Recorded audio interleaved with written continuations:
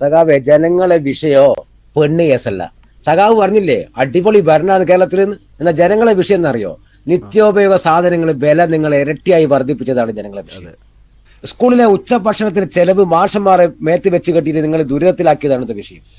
പാചക തൊഴിലാളികൾ ശമ്പളം മുടങ്ങിയിട്ട് 10 മാസമായി സഖാവെ. അറിയോ നിങ്ങൾക്ക്? തൊഴിലുറപ്പ് തൊഴിലാളികൾ ദിവസ വേതനം മുടങ്ങിയിട്ട് കാലത്തിലെന്നറിയോ സഖാവിന്? അറിയോ? ഈ കടകൾക്കൊക്കെ ഉള്ള ലൈസൻസിന്റെ ഫീസ് കുത്തനെ കൂട്ടിയതാ നിങ്ങൾ. അറിയോ? നിങ്ങൾ മനസ്സിലായിട്ടുണ്ടോ? ദുരിതാശ്വാസ ഫണ്ടുകൾ നിങ്ങൾ എത്ര ദുരുപയോഗം ചെയ്തു പറയാൻ പറ്റും നിങ്ങൾക്ക്?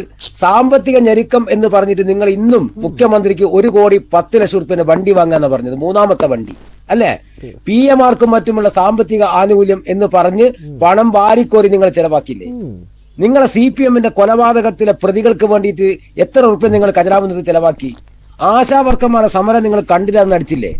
ലഹരി മുക്ത കേരളം എന്ന് പറഞ്ഞ് നിങ്ങൾ ഡയലോഗ് അടിച്ചിട്ട് കേരളം മുഴുവനും നിങ്ങൾ കള്ള് ഷാപ്പ് കൊണ്ട് നിറച്ചില്ലേ?